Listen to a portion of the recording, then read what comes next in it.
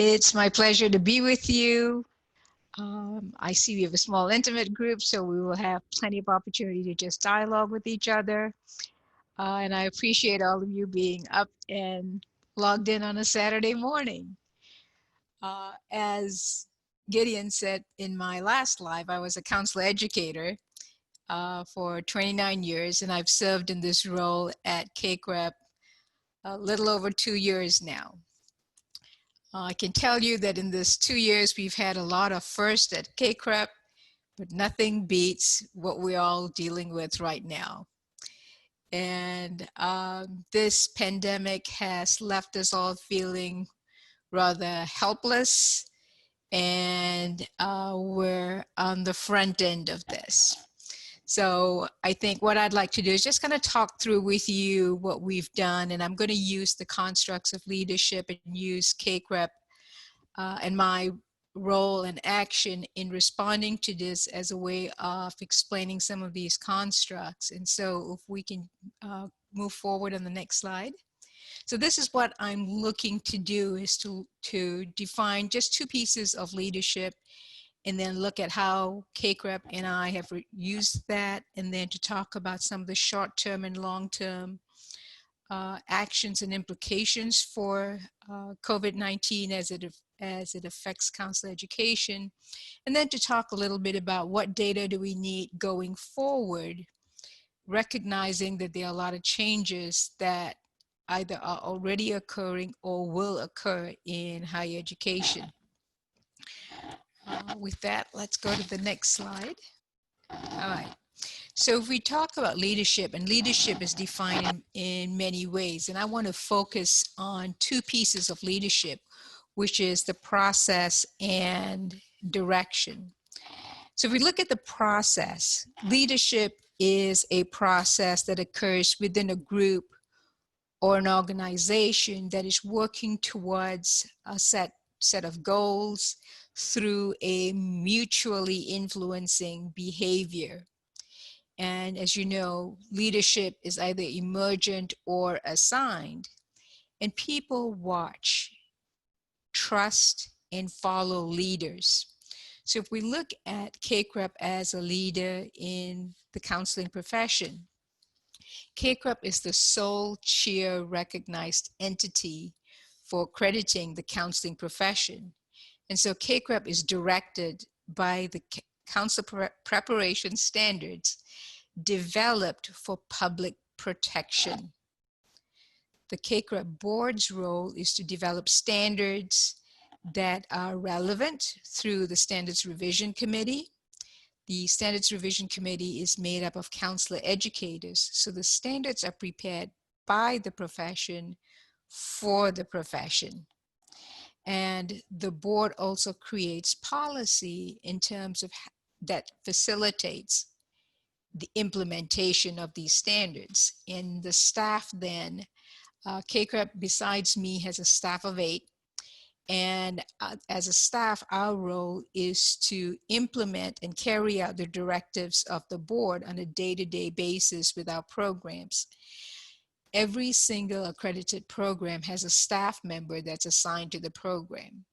Whether they're already accredited or they're going through the accreditation review process, there is a dedicated staff member for each program.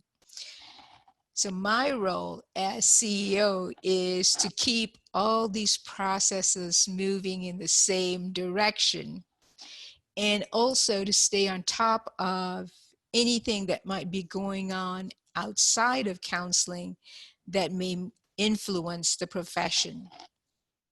So CACREP as a leader in the counseling profession has emerged.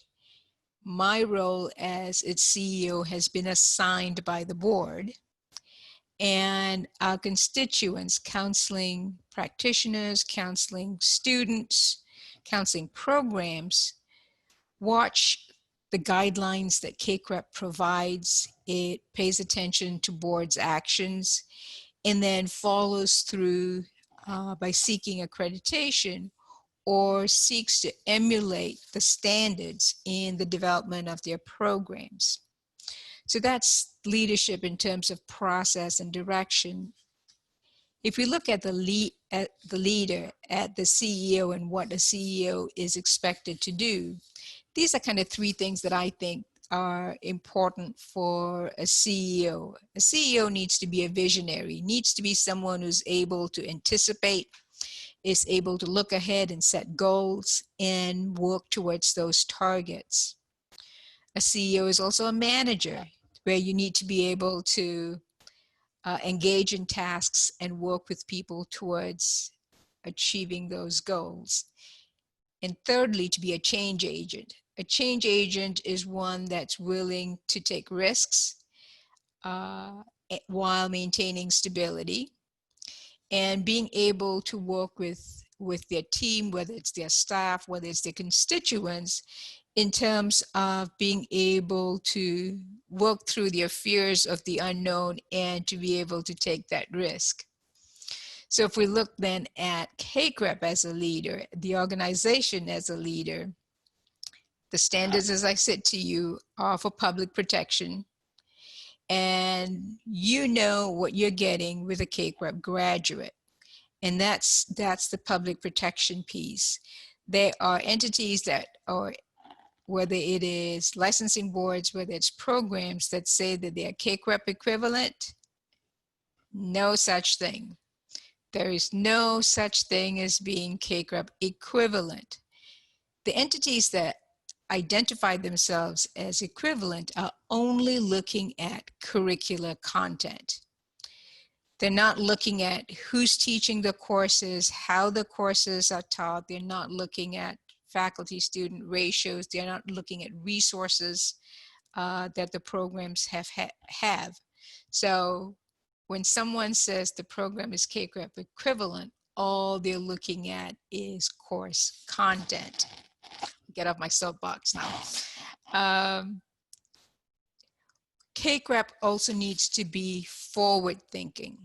It needs to be able to anticipate what might be happening in the profession, paying attention to societal changes. And this forward thinking is also reflected in the standards. CACREP has right now begun its standards revision process for the next set of standards. And the standards revision committee has been told, as they're working on revising these standards, they have to keep in mind that these standards have to be relevant until 2030. And I always say that and let that sink in, because that's a long time down the road. But as they look at revising the standards, those are the kinds of things that they need to keep in mind. And as CACREP works with programs, CACREP is both developmental as well as regulatory. Developmental in that they work with programs in unique ways in meeting those standards, because the standards are mission driven. It's the mission of the institution and what it is that the institution seeks to do, and their demonstration of meeting the standards is within that. So that's the developmental piece. The regulatory piece is holding programs accountable, right? Maintaining the standards. Sometimes, or more often than I'd like to think, programs seek accreditation, they get accredited, and then they go, all right, we're accredited. And then they don't think about it till the mid-cycle report or the next reaccreditation, and things are allowed to slide. And sometimes it is a function of the supports or lack thereof that programs have in terms of maintaining accreditation. So if we can go to the next slide, please. So when we talk about leadership in terms of crisis, the CEO is responsible to manage, to respond, and to protect. Protect the organization and to protect its constituents. So it helps that the leader is patient, is collaborative, resilient, and to take an opportunity to seize upon teachable moments. So what I'd like to do now is to kind of take each of these pieces separately and talk about it as it relates to the current pandemic. So if you can go to the next slide, please. And I titled this The Onset of COVID-19, and I'm going to talk about what CACREP has done in terms of the onset, because we're still in the thick of this. And we sort of can anticipate where some of this is going, at least for the next academic year. But let me talk a little bit about what CACREP did in terms of managing the onset. So the first thing that we had to do was to assess what was going on. We had to pay attention to what programs were doing. The biggest challenges were around program delivery and practicum and internship. What CACREP did is we asked programs to submit to us the changes that they were making in their programs, or the accommodations that they were making, more so that we were aware of what programs were doing. These accommodations that were made were not evaluated and will not be evaluated in any shape or form.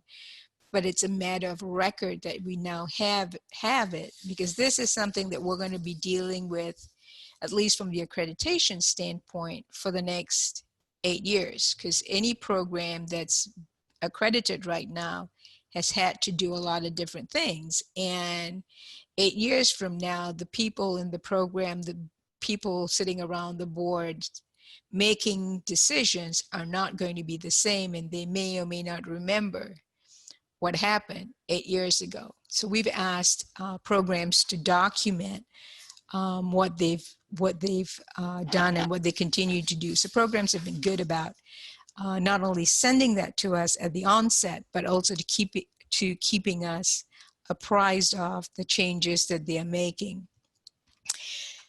In speaking with programs, with faculty, this became one of those teachable moments for us, because programs were trying to figure out what to do most urgently with practicum and internship. And this was a time for us to say to programs, in our standards, in your curriculum, you teach about crisis, you teach about crisis responding, you teach about crisis intervention. Here's an opportunity to operationalize what it is that you teach your students. And so in practicum and internship, it offered an opportunity for programs to rethink their definition of what's direct contact, right? In a crisis, you think about what's a therapeutic intervention. And if programs could stop and look at what's happening within their programs, and then you just kind of look at the concentric circles around it, right? You've got your program, your school, the university, the local community. Are there things that students could be doing that met the institutions or the program's definition of what's a direct contact, while still being able to serve the client population, however they may look at it. So it was an opportunity for programs, one, to redefine what a direct contact was, and also to be able to operationalize what crisis response might really look like. So we were looking at what programs were doing. We were also paying attention to external factors, and we started monitoring in mid-February what we were hearing from public health officials, what we were hearing through the media, and watching this wave come across the country, right? And so we started making plans on our end. And if you look at the CACREP website, you'll see that our first communication to our constituents was on March 4th. And we've kind of kept that updated as we went along. In addition to what public officials, health officials were saying, we were also paying attention to what governors were doing. Governors started off by starting to relax, suspend laws that governed practice. And the laws that governed practice affected licensees first. There was only one state that I'm aware of that addressed non-licensees, that addressed students. And there was some in my opinion, some pretty scary things that some governors were doing in terms of lifting regulations for credentialing of practitioners for counsel. So there was one state that in lifting the laws even took away background checks for credentialing a professional. And some of this was an attempt to fast track getting more professionals into the field, and this had to do with the medical profession, right? They were looking for help that they could get there. In addition to the health piece, the licensing piece, we were also paying attention to the financial pieces. When the emergency laws around the Family First Coronavirus Act and the CARES Act, that had to do with CACREP as an organization, because those laws had to do with supporting the financial viability of an organization. So having to pay attention to that. With the governors suspending laws, we were looking at what licensing boards were doing. We were looking at what state departments of education were doing, because we were affecting credentialing of all our specialty areas. And so having to pay attention to those external factors. It created an opportunity for us, for CACREP, to work with other counseling professional organizations. There was a lot of frustration expressed, those of you who track on CESNET and other social media, about CACREP holding firm on its standards while offering some flexibility around how those standards might be met, or allowing for temporary waivers. So CACREP then initiated dialogue with several of our partner organizations. So with ACES and NCRE, the two organizations that are focused on counselor education, we in our dialogue explained to them what our position was in terms of being able to hold firm on the standards, because states across the country used CACREP curriculum as the requirement for meeting academic requirements, while there's only about 6 states that require graduation from a CACREP accredited program. Most other states use the CACREP curriculum. So if CACREP made a change, it had the potential to impact students all across the country. And so we didn't do that. We left it up to each state in terms of what their regulations were, because we did not want to be in a position of disadvantaging a student.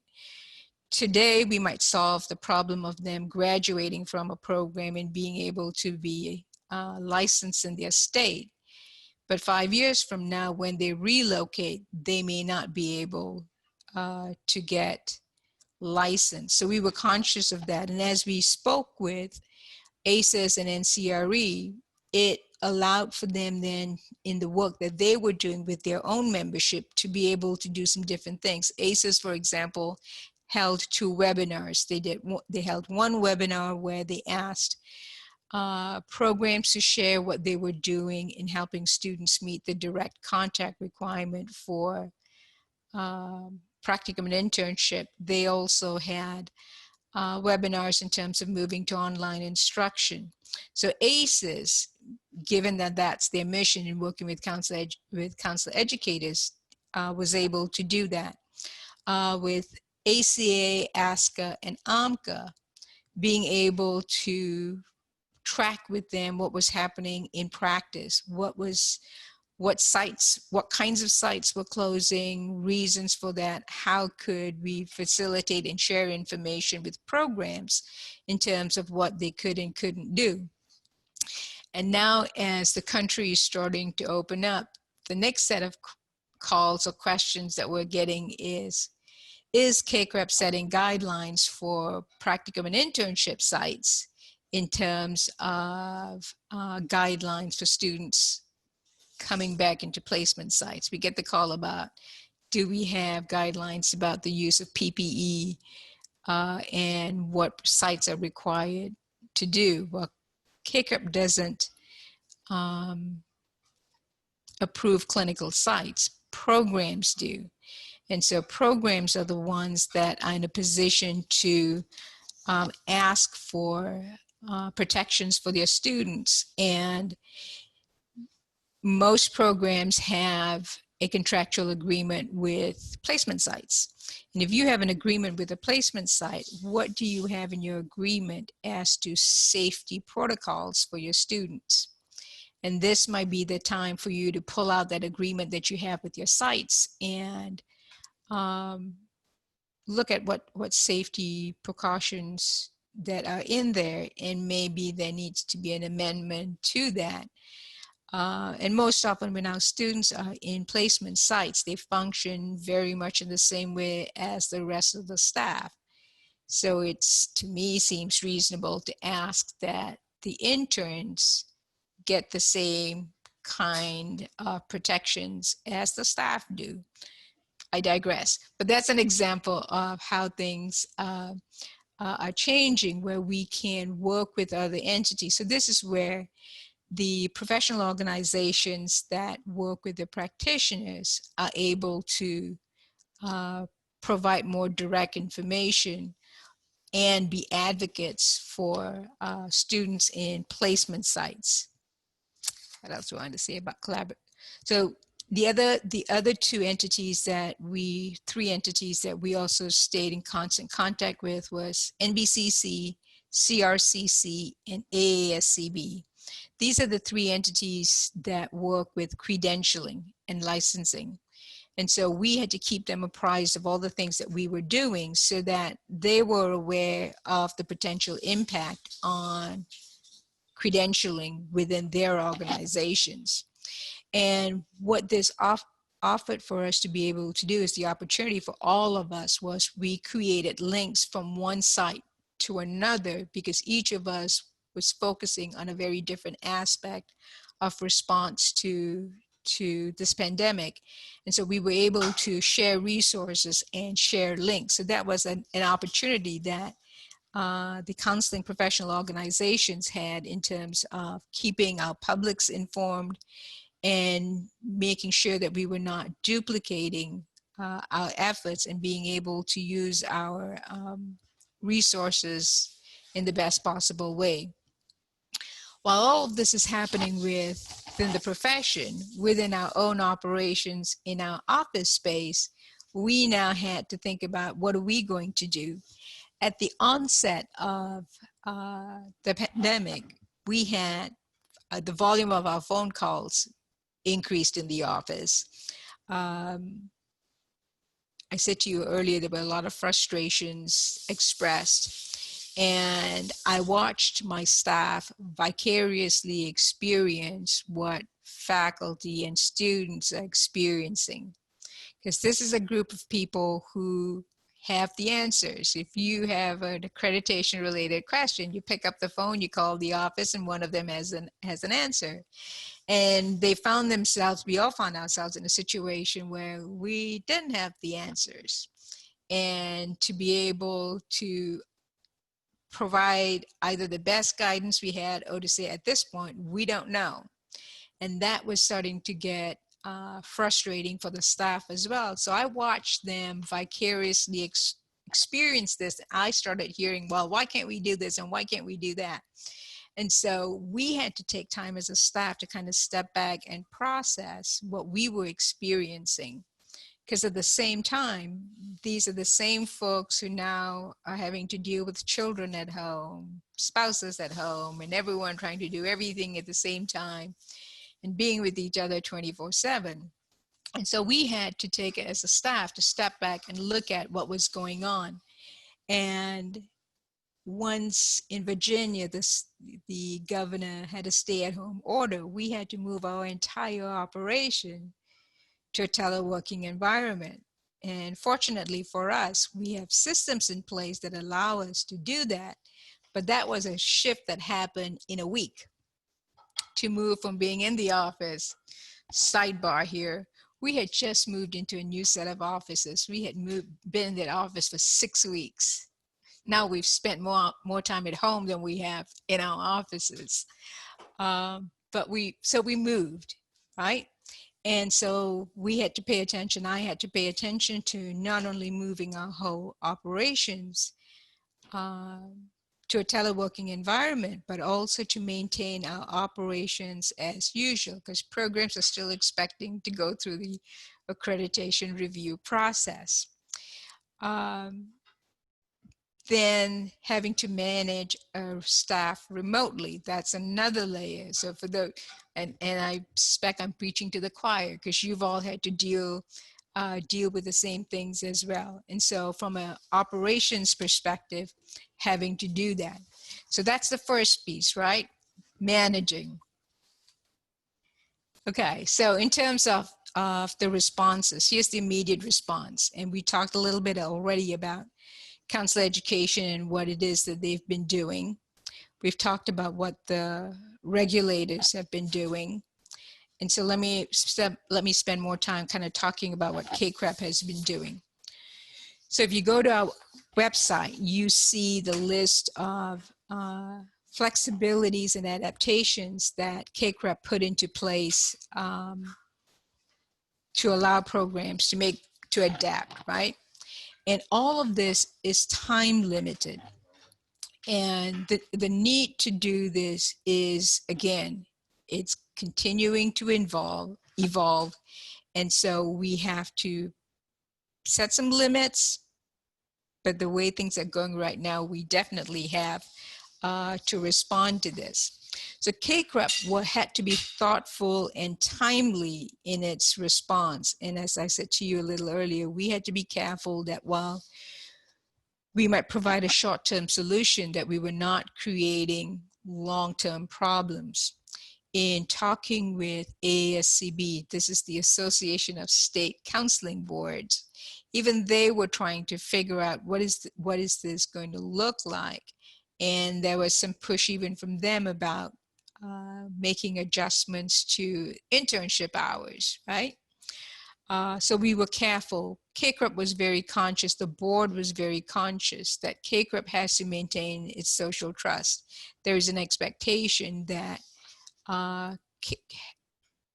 holding CACREP accreditation means something, and it allows for predictability, it allows for consistency, and so that had to be maintained. In addition, CACREP as an accreditor is also accountable to someone else. The Council of Higher Education Accreditation, CHIA, is our accreditors, CACREP's accreditors. So we had to pay attention to what they were saying and what they were allowing accreditors to do. And so CACREP was in constant communication with other accreditors across all professions, because we're all dealing with the same thing as well. And so in its responsiveness, CACREP had to look at all its constituents, right? So we allowed for the flexibilities, practicum and internship. For the programs that were in the pipeline for reaccreditation, where they had site visits scheduled, we had to cancel all in-person site visits. There were 28 of them that we had to cancel for the spring. And by canceling those site visits, it could have put some programs in jeopardy in terms of the accreditation expiring. And so what the board has done is has offered a no penalty extension for those programs. The current policy is that whenever your accreditation has to be extended, it eats into your next cycle.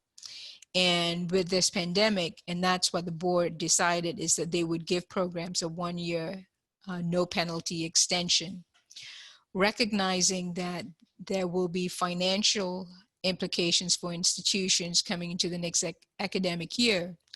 The board reduced the annual dues for 2021 by 5%. And so that's one way to be responsive to our programs.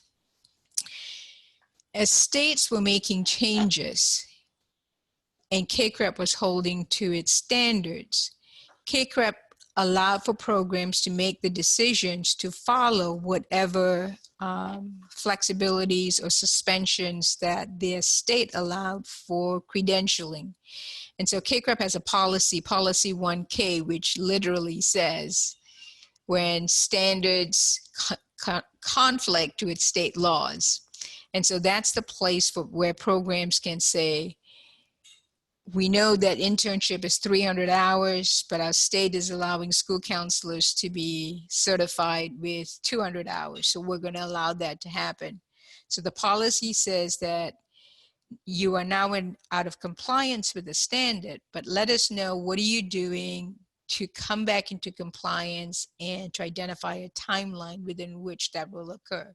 So that is the bridge between following what the state is allowing you to do versus what the CACREP standards are requiring. So we have that. He said to you, we canceled in-person site visits. So now we have new acronyms. We have an IPV and a VSV. So an in-person site visit. We canceled those, and we have now piloted 3 virtual site visits. And we anticipate that we will continue to do virtual site visits through the next academic year. What we're doing right now is CACREP has a set of eligibility requirements, because not every program is going to automatically be eligible for a virtual site visit. If you go to the CACREP website, and if you go to the tab that says programs, and on the left navigation bar, there is a set of manuals, or we call them mini manuals, and you will see that there's a supplement for virtual site visits that will show you what it is that CACREP needs a program to have in place to be eligible for a virtual site visit. So CACREP right now is making the determinations, just looking at what programs have, to reach out to programs saying, we think you are eligible for a virtual site visit. Would you be interested? We discovered that there were, all right, let me take a step back. We did an initial survey of all the programs that had site visits canceled, and identified technology requirements and electronic records requirements. And from that survey, we were able to then develop our eligibility criteria. And so, like I said, if you look at the website, it'll tell you what the requirements are, and CACREP will reach out to programs who have been approved for a site visit and determine if they're eligible. We will start working with them, and we will be conducting virtual site visits. And with the 3 virtual site visits that we've done, the feedback has been very positive. Besides the usual technical adjustments and timing adjustments, it looks like a viable alternative. So we've learned to pay attention to time zones and when we schedule things. So that's something that you can anticipate coming down the road, is if you are a program that's in that process, that our site visit coordinator may reach out to you. I mentioned to you CACREP offices moving to a telework environment, and that changed the dynamics of how we work together. And we're actually working our way back into the office this past week, and next week we're coming in a staggered fashion. We've got all kinds of protocols, and it's about us learning new habits, new work habits, learning to be masked, learning to take our temperatures. We are fortunate that we are in a space where we each have our own individual offices, so we can go into our offices and keep our doors closed and be unmasked in our offices. We have become proficient on Microsoft Teams, so we've learned to do some things differently, and I can tell you I've personally gained a whole bunch of new skill sets in terms of working with my staff and just the operations, because we live, just because of where our offices are situated, in 3 different in the DMV, right? So it's DC, Maryland, and Virginia. So we're all operating under 3 different sets of rules, and when they can return and when they can't. Some of our operations are still in paper. So I've gone into the office every other week to log checks in and work with our accountant,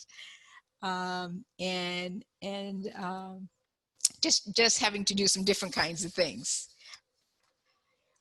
If we keep moving, and let's look at the next slide where we're starting to talk about long-term implications. And this is where we have to think about both the opportunities as well as the challenges.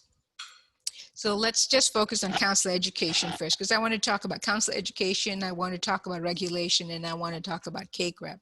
So if we look at counselor education, the opportunity that it presents is that programs need to look at the ways in which they meet these standards. The programs that have been on-ground programs have had the greatest challenge in terms of instruction. The programs that are online programs have had the least impact in terms of instruction.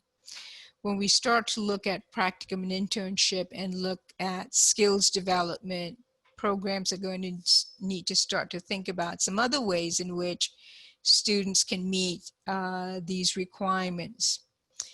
Along with this comes the opportunity now to deal with technology. In the CACREP standards, we have the use of technology, but we tend to look at the use of technology from an instructional perspective, right? What do we do? How do we use learning management systems, assessment management systems? And yet there's plenty that's done in terms of using technology in practice.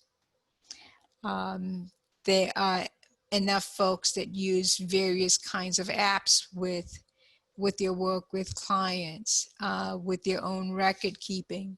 So this has created an opportunity for programs to start to look at, if we're teaching in an online environment, what else is electronic, right? So it's an opportunity to revision, to redefine counselor education. And I don't know what that's going to look like, given the challenges that institutions of higher education are now having. Resources are being stretched thin. What is that going to mean for counselor education programs? I'm not sure. In the last week, I have received information from 2 different, one is an entire state system. Anybody here from Pennsylvania? All right. Pennsylvania, the entire state system is revamping how they do, how their institutions work together, how their programs work together. There was something in Inside Higher Education this week, yesterday, or the day before yesterday, that's talking about what they're doing. The other information I've received is from 3 institutions that are now pooling their resources in order to keep their programs going. Except in this particular pool of 3, only one of them has a CACREP accredited program. The other has a counselor education program, but it's not CACREP accredited.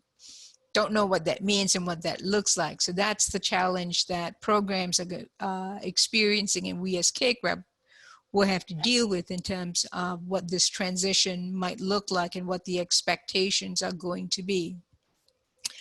So those are the challenges, and I'm sure when we get a chance to talk, what you yourselves are experiencing in your practice settings, in your academic settings, what is this going to mean in terms of resources and program delivery? So for CACREP, from our perspective, there are expectations within the standards in terms of FTE ratios, professional development, and as travel funds are being restricted, as people can't travel, as all those things happen, what is that going to mean for us in the long term? So those are the kinds of things that we're paying attention to, is what additional flexibilities are there going to need to happen, as well as we start to look at the standards revision, what needs to be different there. If we go to the next slide, in terms of regulation, in terms of regulators, this is both state licensing boards as well as state departments of education that credential. What's happening there and what opportunity does it provide us within our professional counseling organizations to influence change?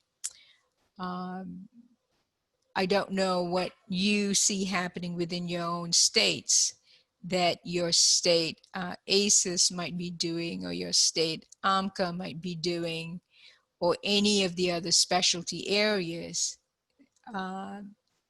What are they doing in terms of looking at what regulations are changing? Same thing in terms of credentialing. A hot topic in our profession for a long time has been portability.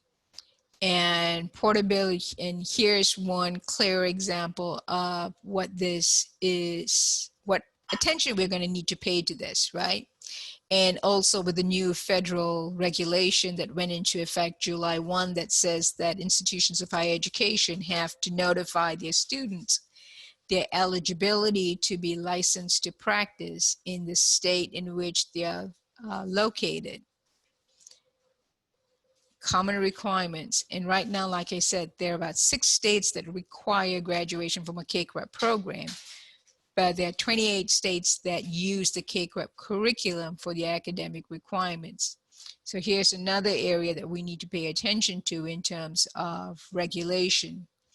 So the challenge for CACREP then is, how do we monitor what programs are doing, what changes they're making, and how do we ensure that the quality of the program is not compromised or jeopardized as these accommodations are being made. The CHIA and USDE, these are the two umbrella entities that accredit accreditors. CACREP is not a USDE approved accreditor. We choose not to be. And CHIA is, and as their regulations change, for example, when it comes to site visits, all accreditors are expected to conduct site visits. CHIA has given us the flexibility of doing virtual site, solely doing virtual site visits, whereas the USDE says, yes, you can do virtual site visits, but you also have to have a virtual site visit, I mean, on-ground site visit once we're able to do that. So for USDE approved programs, that site visit will need to happen whenever we can get on campus.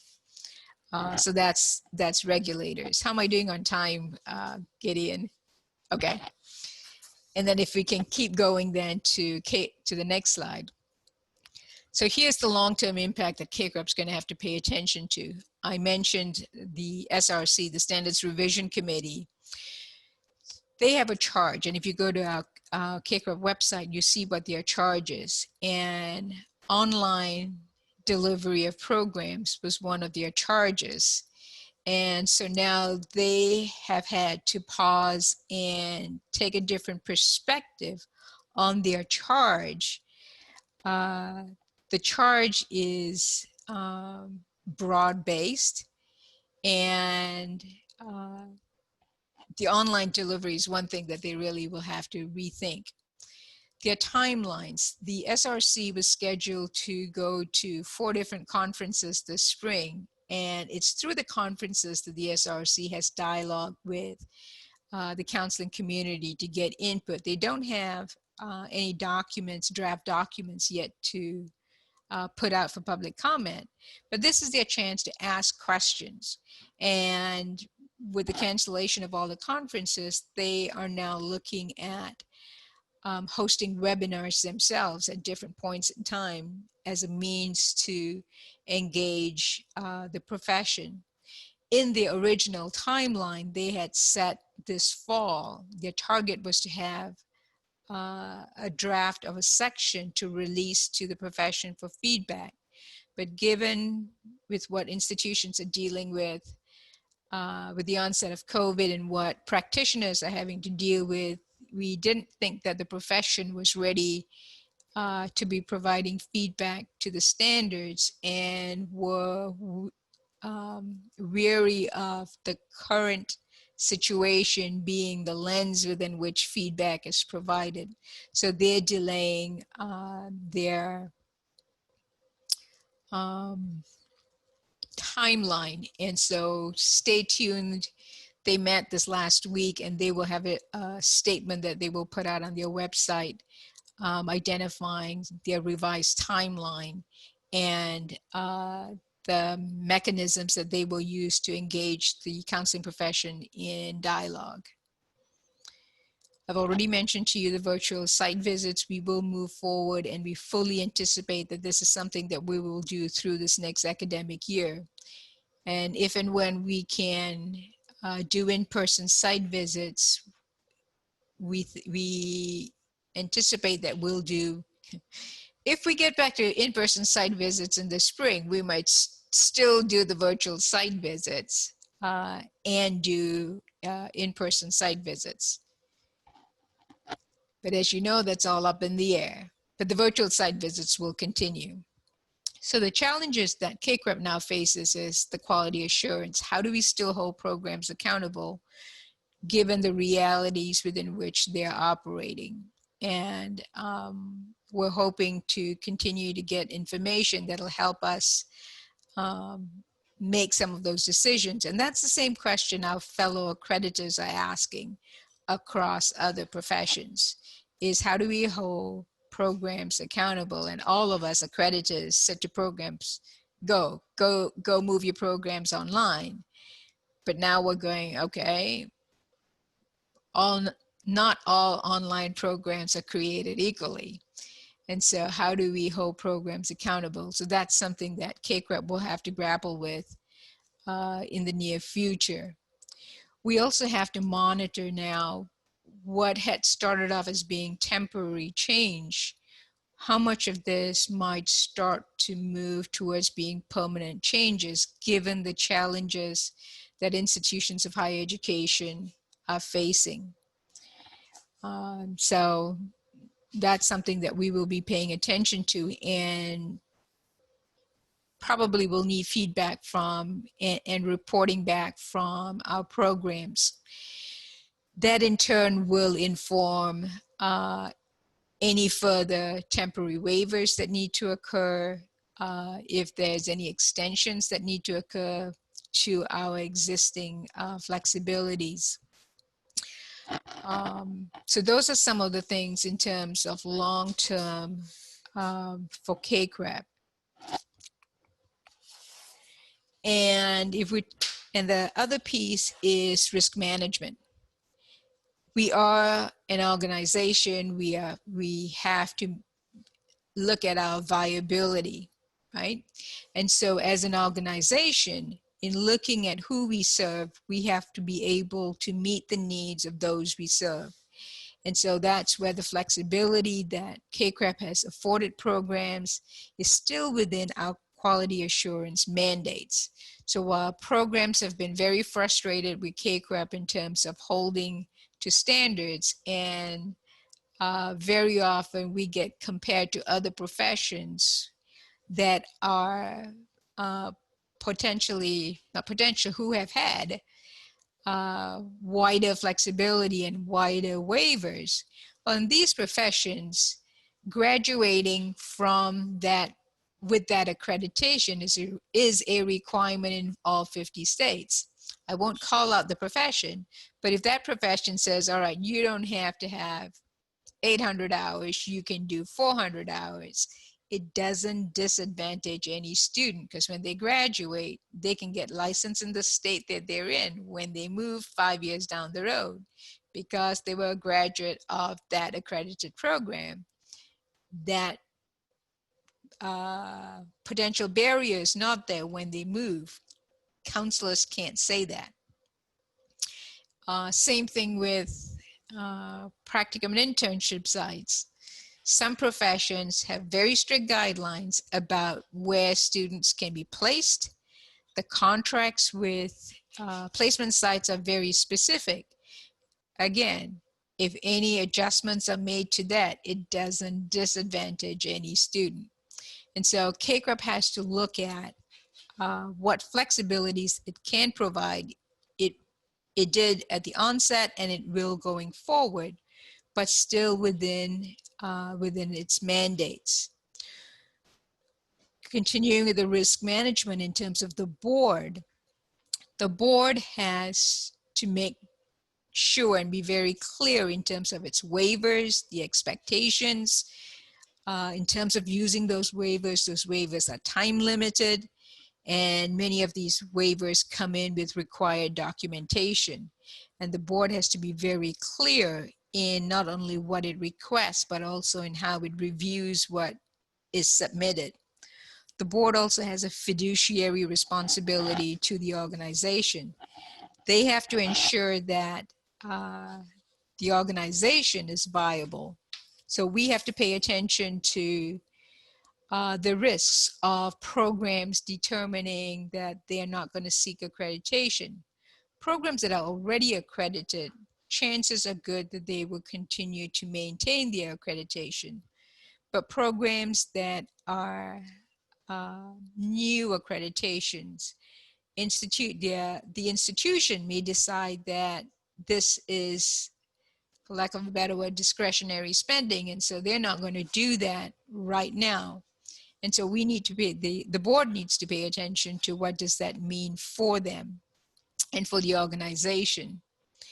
And then of course, with the staff, with us moving remotely, we don't have official teleworking policies in place.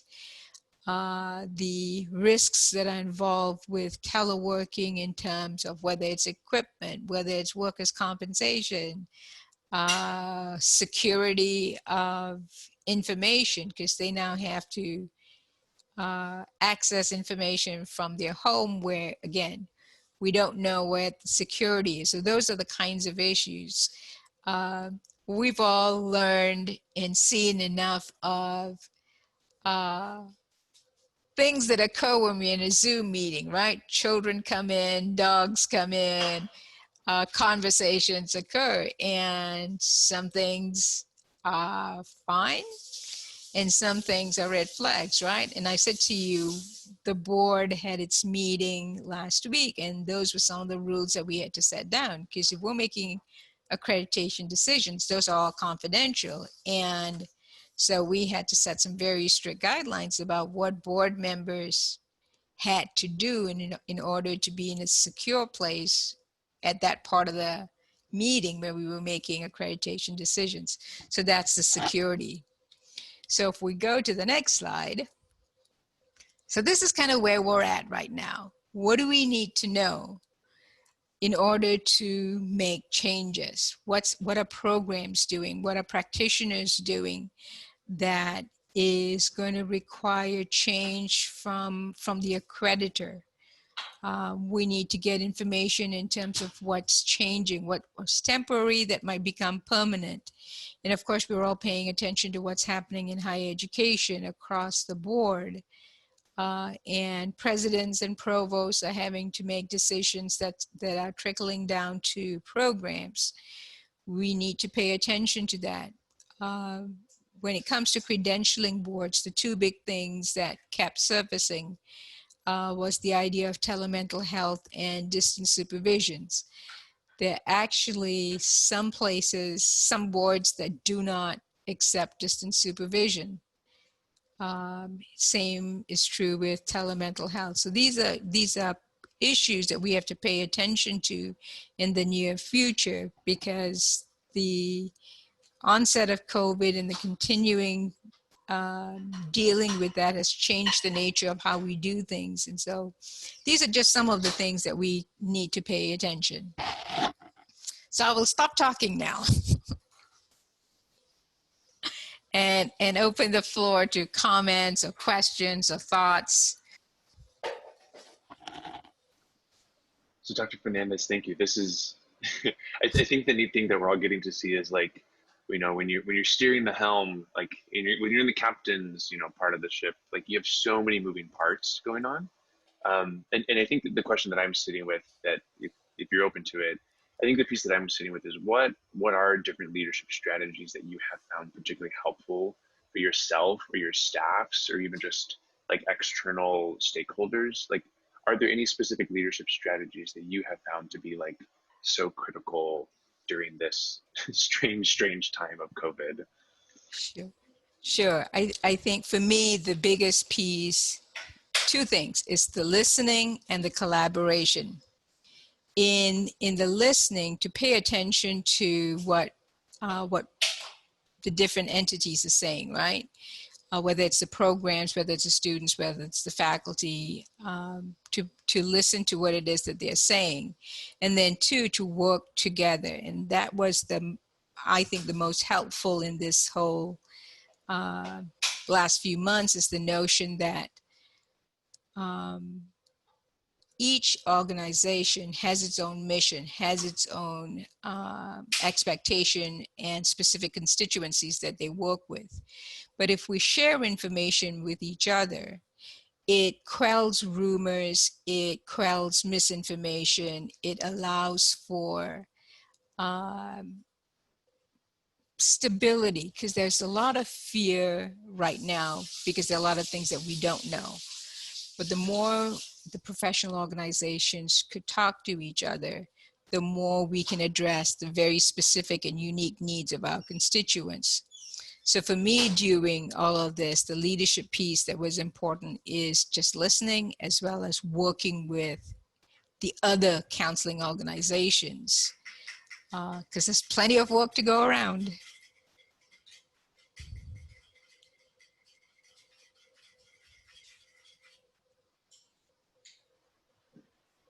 I'll liberate something from the chat box that Dr. Novella offered up, which is this question around simulations versus role plays. I think there was some conversation in Cessna about that. Do you want me to read it back to you? Or can you see it, Dr. Fernandez? I heard the question. So Okay. when we talk about role plays tend to be focused on the individual developing skills, right? And it creates an artificial environment for the learner. That's when we look at role plays, the focus is on the learner. In a simulation, the focus is not the learner, but the focus is on the receiver, right? And so when you look at simulations versus role plays, in a role play, it's a pretend situation. You take on a characteristic, I take on a characteristic, and we interact with each other. In a simulation, I have a characteristic, I have, I guess, personas, I have a role that I play, but when I interact with you, I'm interacting with you in that persona, right? Just as you are. So when you look at simulations, I can be an instructor and have students, and students interact with me as students. They don't pretend to be whatever you may identify. And so if in an academic setting, in a skills class, role plays are appropriate. But in an internship, it's not the same. So I guess in very simplistic terms, that's one way to look at the difference between a role play where the focus is and a simulation where the focus is. All right? That make sense? Yes, thanks for that. I know that that was kind of a confusing point, and obviously with people trying to look at different creative ways to get direct hours, they were struggling with this idea of simulation. So you're focused on the receiver receiving actual counseling. Correct. Okay, and that can be a simulation. It doesn't have to be delivered so that the receiver is coming in to a counseling agency and that kind of thing. But as long as the receiver is actually receiving counseling around real issues. Correct. Okay. Thank you. Mm-hmm. Dr. Fernandez, thank you.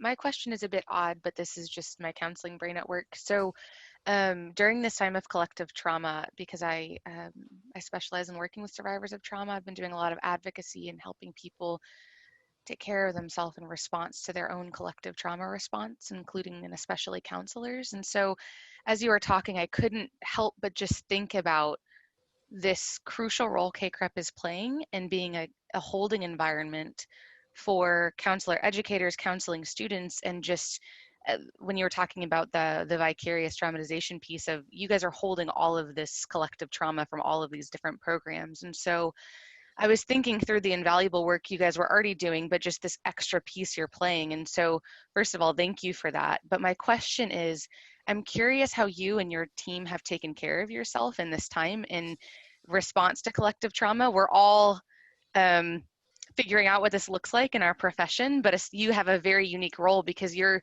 literally a holding space for hundreds and thousands of people and programs. And so I was just curious what that looks like for you and your team. Thank you for recognizing that. I think we're still dealing with that in that we're dealing with it a little better now because, and some of it is because there's less coming at us. At the onset and until the spring semester was over, it was constant, right? And for us to be able to talk to each other, of the 9 of us, 3 of us, 4 of us are trained as counselors. For the other 5 are not. And so it has helped in that some of us had a context in which to look at this.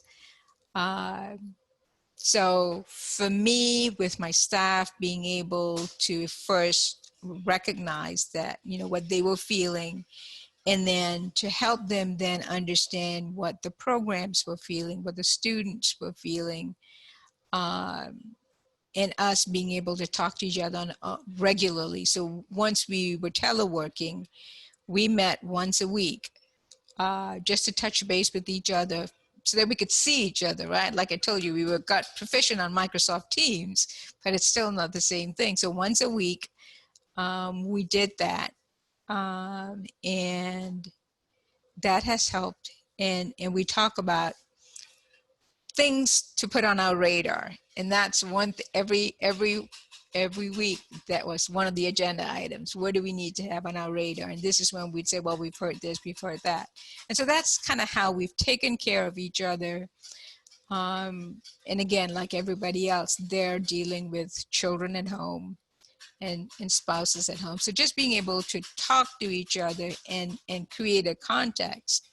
And so for me, my previous life has come in handy, having been a counselor educator for as long as I was, to be able to talk to the staff when they hear that provosts are doing, not allowing for X, Y, and Z, to talk about what that academic institution is like, what the chain of command is, so to speak, and helping them have a context for what it is that they're saying. And so our just talking to each other seems to be something that's been helping.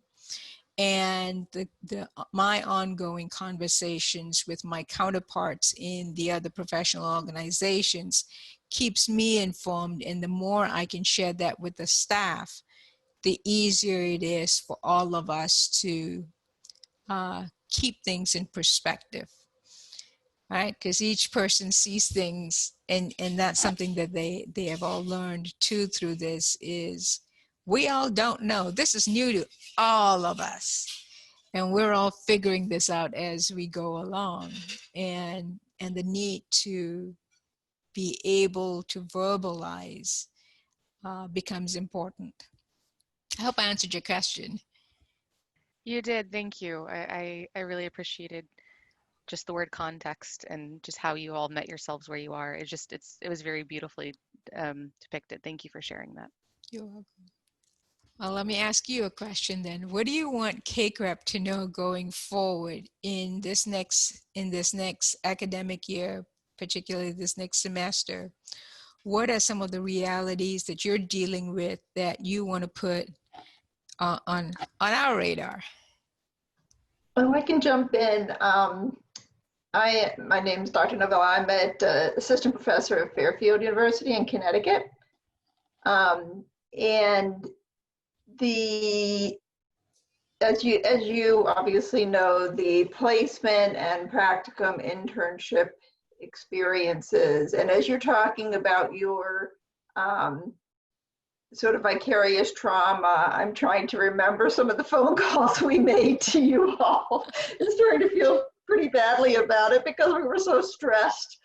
And I think that you all did get the brunt of some of that because the students, like the stress and trauma goes through from placement sites to students to us to you. But just a little bit about this question of finishing hours, and I see other people have put that, like Olivia put that. The challenge of that, I know, at least in our state, social work programs have decreased hours required and things like that. And I get what you're saying about the concern about licensure and in the future and that sort of thing. But how we can communicate to students, because we're also trying to keep their level of trauma in this experience at a reasonable point, because they're also dealing with their clients at their sites. So just some of your thinking about things like if a student, so we have students who are set to graduate and maybe under their hours, and they were planning on moving out of state after they graduated and doing all these other things. And now they're running short on hours, and we've been trying to be very creative with them. But just any of your thoughts on that would be helpful for me. I can share with you what I've heard that programs are doing. There is the administrative piece of this where there are some programs that are allowing students to continue and take an incomplete continue and not charge them for it, or they get a grade, they have to complete the hours at no cost to them, because that's the other piece of all of this, right? The additional cost to the students. So they've done that. There's an institution that has partnered. There are two institutions that have partnered. And as you mentioned, students have to deal with their own trauma around this. And so what they've done is, in partnering with each other, so if Fairfield and where is somebody else at? Let's say Fairfield and Syracuse, I'll make this up, right? Partnered together, the students serve as clients to each other. So I'm an intern at Fairfield, and I am open to talking to any student from Syracuse, and they are the client, and you're doing everything the same way, and vice versa. And you may restrict it just to the counseling students, or you may open it up to other students within the school. So that's something I know two institutions have done. They could do the same thing just within their own institution as well, because think about this. Your counseling centers at your institutions are overwhelmed too.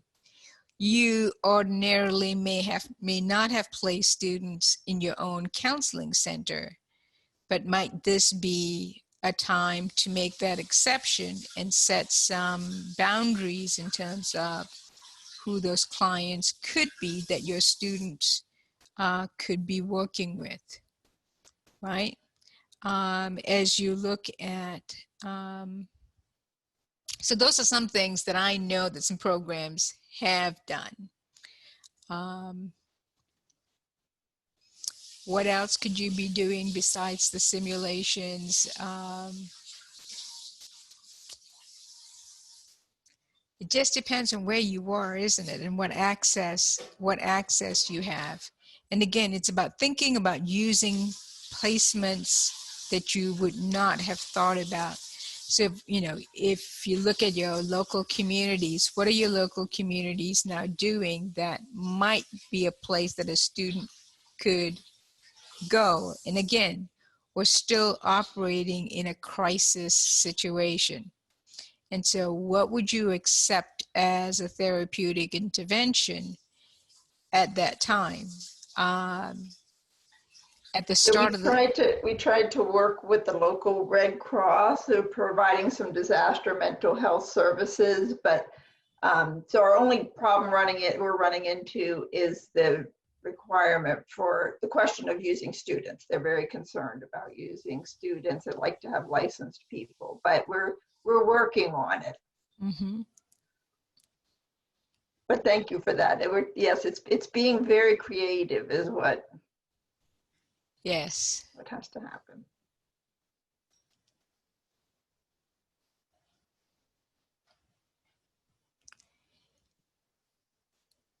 Given that there is the potential for variability and that each situation is unique, it can potentially be limiting if CACREP comes out and says, here's the guidelines, and when there's the potential for that then becoming limiting in terms of what programs might choose to do. So we don't want to end up boxing programs in by setting guidelines, because even before COVID, and this is something I always say to the staff, what would you have done before COVID, right?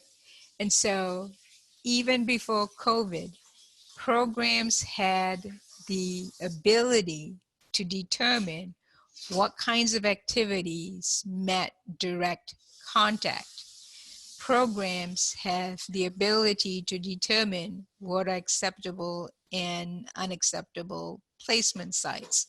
So we don't want to take that away from programs, because every situation is different and circumstances may be different at your institution, given what else is occurring in your local community or within your institution as a whole. So that's one of the reasons why we try not to do that, because we've learned, even in self-studies, when you go to a self-study, when we do a self-study workshop and we provide some parameters, guess what? The self-studies we can't get from the people that were at that particular workshop all look alike, because they think that's what CACREP wants. All right. So it's a fine line between setting the guidelines and saying, and not saying this is the only thing that's acceptable. I'll jump in with a question next. You'd kind of alluded to before that we're all kind of recognizing that this is not going to be over tomorrow. We might be in it for the long haul. So I guess I wonder, do you have like one kind of piece of feedback or advice that you would offer to programs or institutions to kind of, as they're thinking about how to move forward, either based on feedback that you've heard or just conversations with their staff of how they can be better prepared going forward? For us now, is programs letting us know is key, because that's what informs what we do, right? And programs can do this directly, whether you call your CACREP staff liaison and say to them, this is what we're doing, or to say, this is what we're struggling with. And the more we hear and identify what the common denominators are, the better CACREP is in providing flexibilities to programs. I mentioned to you earlier that on the onset of the pandemic, we asked programs to submit what they were doing, what accommodations they were making. And we have probably about 50 programs that have responded to us in writing that this is what they are doing. CACREP is now in the process of doing a qualitative analysis of those reports to identify what the commonalities are in terms of what programs have done. And part of that is inform the flexibilities that's already been provided, but it will also help us anticipate what might be coming. And I don't know what the board is going to decide in terms of having all programs at some point say, here's what we've done. And so that's 870 over programs. To be able to say, here's what we've had to do in order to maintain the standards, or this is what has happened at our institution that has put us in jeopardy of maintaining and identifying the standards, right? So, like I said, we're already anticipating the faculty standards being an issue in terms of FTE ratios, in terms of professional development. Because just think about all the students who were in practicum and internship in the spring, who now have to do it in the summer. And you already had your summer mapped out and you had your FTE ratios. Now you've got these additional students that you have to supervise. That's and I only suspect that that's going to snowball into the fall. So that's one. And then the other faculty standard has to do with professional development. If that's one place that administrators cut back, is faculty travel funds. And once that goes, then, you know, the idea of conferences and things like that is gone. And then there are no conferences to go to either. So those kinds of things, you know, we have to be paying attention to. Thank you so much. Sure. So tell us what's going on. And it's not, I mean, at this point, it's important for us to know programs are not going to get dinged on this because we don't know what's going on. And until we know, we don't know how to help.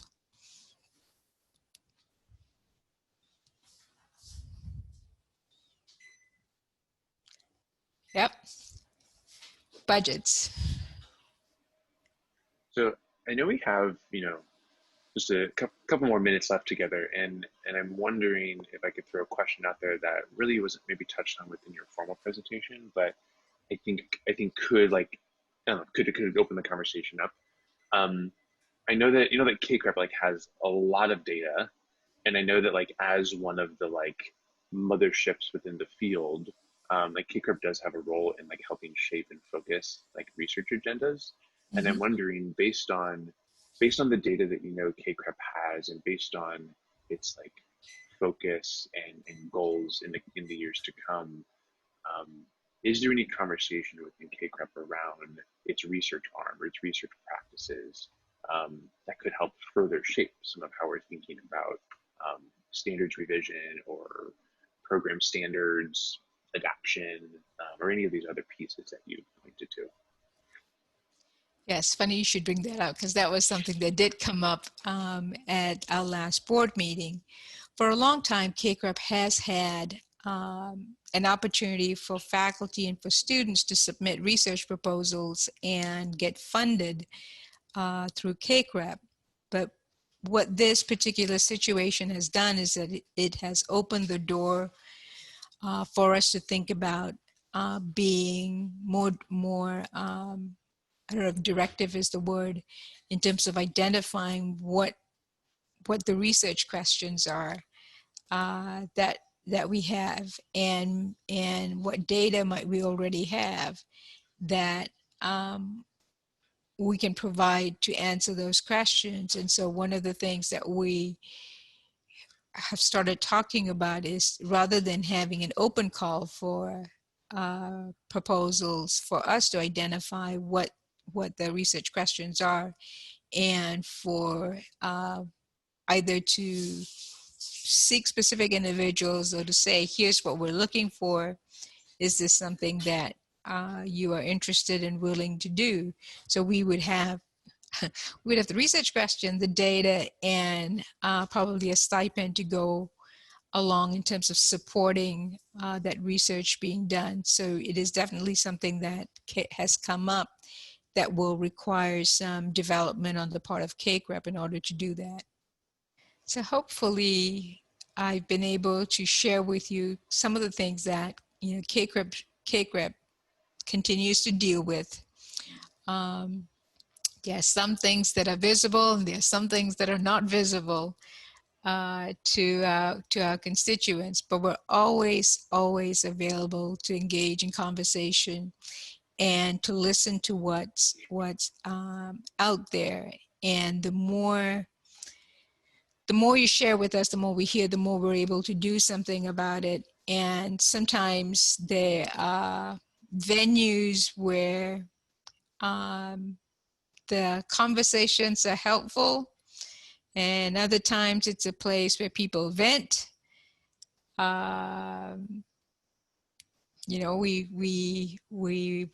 watch those, we hear those, and everything needs to be responded to within a context. So I appreciate your time on a Saturday. I'm always available to respond to questions. You have I think on our website, you have our phone number. My email address is sfernandez@cacrep.org. Feel free to reach out and we will do what we can. And this is something that we're all going to have to work through together and continue to be creative and supportive of each other. So thank you. Amazing. Thank you, Dr. Fernandez, for putting this together and sharing your time in this way on a Saturday. Oh my goodness, I imagine of all the many things you have to oversee, it's humbling that you'd be able to just jump in and share your leadership in this transparent way.